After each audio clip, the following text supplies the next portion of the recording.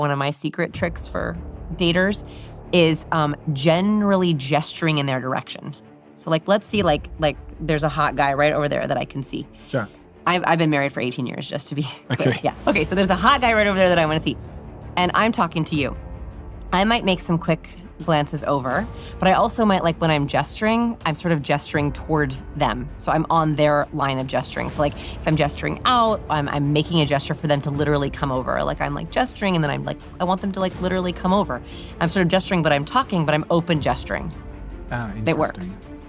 If they are attracted to you at all, they will come over. If they don't come over, they're probably not attracted to you. Try someone else. This woman is revealing a subtle but powerful psychological trick, one that taps into attention, ego, and attraction without saying a word: strategic gesturing. She says she's been married for 18 years, so this isn't about acting on attraction, it's about understanding how to draw it. Her method? While talking to someone, she'll subtly glance toward a man she finds attractive, and then gesture in his direction. Not obviously, not awkwardly, but just enough that her hand movements point toward him, placing him in the line of her energy, making him feel included, seen, noticed. And here's why it works. When someone gestures toward you, even indirectly, your brain registers it as inclusion. You think, she's talking about me, or I'm part of this moment. It triggers curiosity, ego, a pull to connect. And if he's already attracted, that small signal becomes an invitation. He doesn't feel like he's intruding by approaching, he feels like he's responding. It's not magic, it's psychology. Eye contact pulls attention, gestures create connection, and men, especially confident ones, are wired to respond to social cues that say, "You're welcome here." Now, she admits she's not using this to cheat, she's sharing it as insight. But the truth is, many women intuitively use these signals. A laugh timed just as he looks over, adjusting their hair in his sightline, smiling at a story they know he can hear. These aren't accidents, they're invitations wrapped in subtlety. And yes, there are many psychological ways a woman can make a man approach without ever speaking first. Standing where she's visible, smiling briefly when caught looking, mentioning something relatable near him. "I love that band." Letting silence linger just long enough for him to fill it. But the key? Plausible deniability. She never has to say, "Come talk to me." She just makes it easy for him to believe he made the move. Yo, excuse me. How old are you guys? Alright, question. Huh? Can I get your number? Is the calculator app? Yeah. What is that? It's a calculator app. I didn't have that. It's because I don't have any service right now, that's why. Yes, you do. Wait, how old are you guys? 20.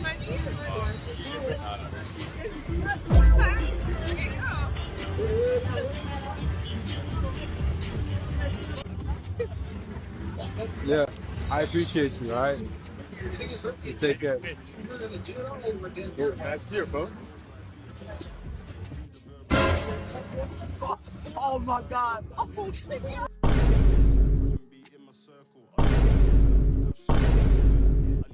Wait, hold on. Jesus. Well, I was trying to get your number, like, yeah.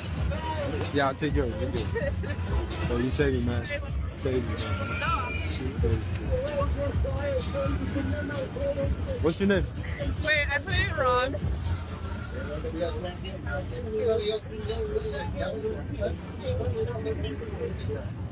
What's your name?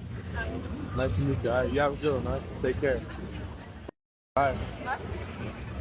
This moment hits on a quiet but growing issue in modern dating: the blurred lines of honesty. Guy approaches, confident, respectful, asks for her number. She says yes, smiles, hands it over, seems open, interested. Then his friend looks at her phone and sees pictures with another man all over her wallpaper. And just like that, the vibe shifts. Because here's the thing, she didn't say she had a boyfriend. She didn't mention she was taken. She didn't even hint at being unavailable. Instead, she played the game, accepted the attention, took the number exchange as a win for her ego, and left the truth behind. Now, maybe she's not officially in a relationship. Maybe they're talking or figuring things out or on a break. But if another man is plastered across her phone, someone she clearly cares about, then she's not free. not emotionally, not ethically. And yet this happens all the time. Women get approached, enjoy the validation, take the number or give theirs, and never clarify their situation. Not because they plan to cheat, but because they like being wanted. They want to feel attractive, desired, powerful. And in that moment, honesty takes a backseat to ego. But here's the problem. That guy who approached, he wasn't just asking for a number. He was risking rejection, judgment, embarrassment, just to show interest. And she let him walk into a lie without blinking. It's not just unfair, it's disrespectful. Not just to him, but to the man already in her life, and to herself. Because playing games like this doesn't make you desirable. It makes you confusing, untrustworthy, hard to build anything real with. So to women doing this, if you're taken, say it. If you're not available, mean it. There's no shame in having a man already, but there's plenty in pretending you don't, just to collect attention. And to men, pay attention to the signs. A phone full of couple pics isn't just friendship. And a woman who won't clarify her status, she's not mysterious, she's making it easy to get hurt. We've created a generation of narcissistic women. And what's happened is the rise of social media and the rise of online dating and the rise of feminism has taught women that they are not to blame for any poor choices. Every poor choice is glamorized. So if you want to be a sex worker, it's great. If you want to post in bikini pictures online, it's fine. If you want to be in with it, every poor choice is glamorized, and every internal reflection is seen as gaslighting yourself. So they've even got terms for internal reflection to prevent it happening. And so what will happen is they are trained to not reflect on themselves because we've been told we've been oppressed for so many years. Now it's time to make sure we project.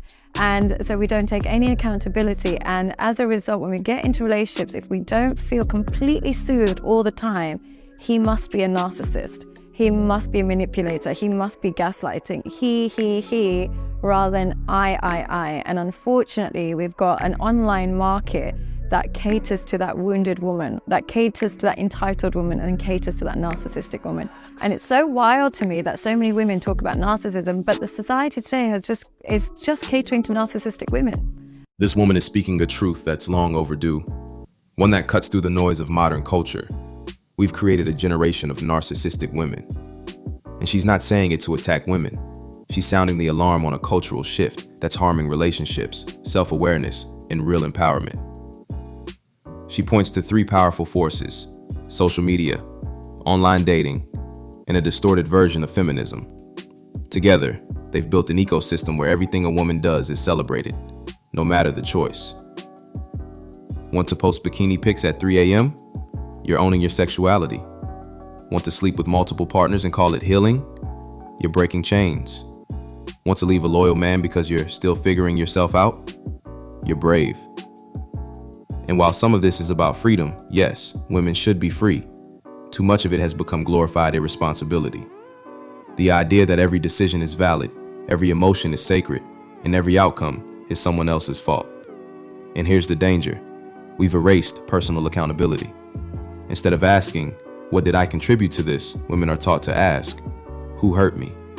Instead of reflection, they get rage. Instead of growth, they get labels. He's a narcissist. He's gaslighting me. He's toxic. Always him, never I. And social media fuels it.